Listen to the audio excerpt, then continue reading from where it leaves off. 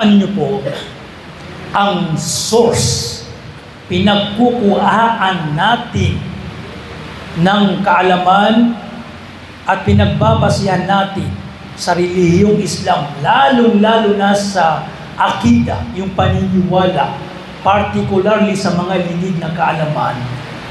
Ang source na lang natin ay ang Quran, Sunnah, at idagdag natin ang ijma na pagkaisahan ng mga mujtahid ng umma na ito, lalong-lalo na ang mga sahaba at mga tabi'in. At hindi ang kaisipan, mga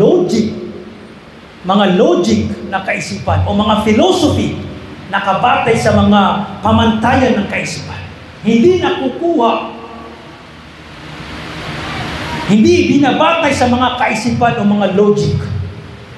Lalong-lalo na ang mga lingid na kaalaman, ilmul ghaib na hindi kayang arukin ng ating pag-isip.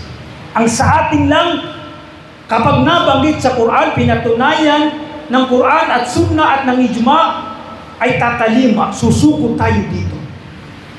Hindi yung mangingibabaw sa atin na itatanggihan natin yung paniniwala o yung katuruan dahil lamang sa hindi sumasang-ayon sa kaisipan o di kaya nasasabi ng ating kaisipan imposible o di kaya sinasalungat ng ating kaisipan. Katulad ng pinapakalat ng mga dajjal na ito. Mga dajjal, ibig sabihin, mga sinungaling, mapanlin lang. Mga sinungaling, sinisira nilang Islam, mga dajjal na ito. Na nag-aanyaya tungo sa kaligawan. Na meron silang mga pangangatwiran na nakabatay sa kanilang mga logic upang salungatin ang Quran at Sunnah.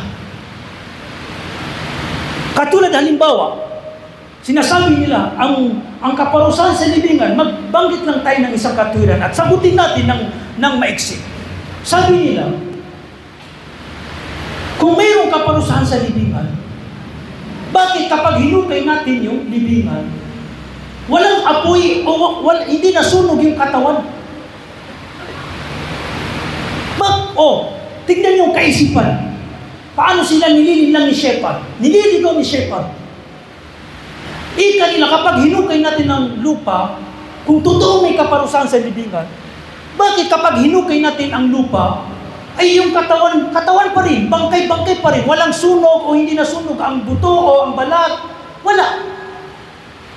Ang pinakakuan na tuna o nabawasan, naging buto, wala namang sunog. Bakit? Ibig sabihin, hindi totoo na may kaparusahan. Subhanallah.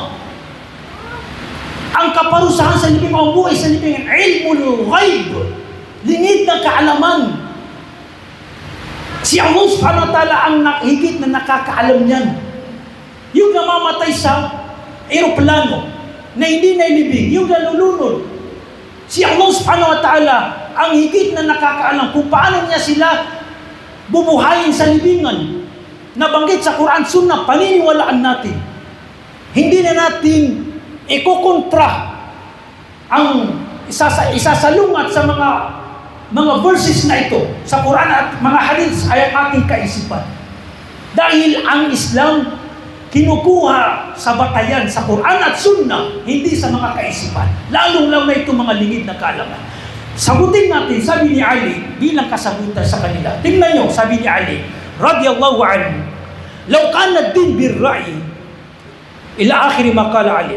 Sabi ni Ali, hinggil sa pagpupunas ng medyas, kapag tayo nag-ablusyon, alam natin yung pagpupunas ng medyas, pinapahintulot batay sa kondisyon, ang pinupunasan natin ay yung ibabaw, hindi yung ilalim. Tama? Sabi ni Ali, magbibigay siya ng aral patungkol sa ating nabanggit. Law kana din bir-ra'yi, kung ang relihiyon ay nakabase sa opinyon, sariling opinyon, ay mas higit napupunasan kapag tayo nagpupunas ng medyas, dapat sasabihin ng kaisipan, ang pinupunasan yung ilalim, hindi yung ibabaw, dahil ang nadudumihan yung ilalim.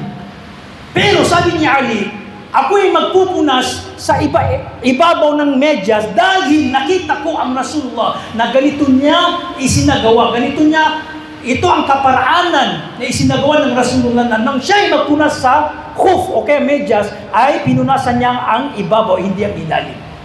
Big sabihin, may mga bagay na subhanallah sasabihin ng isip, bakit ganito bagay? Pero dapat sumuko tayo kung ano yung nabanggit sa Quran at Sunnah.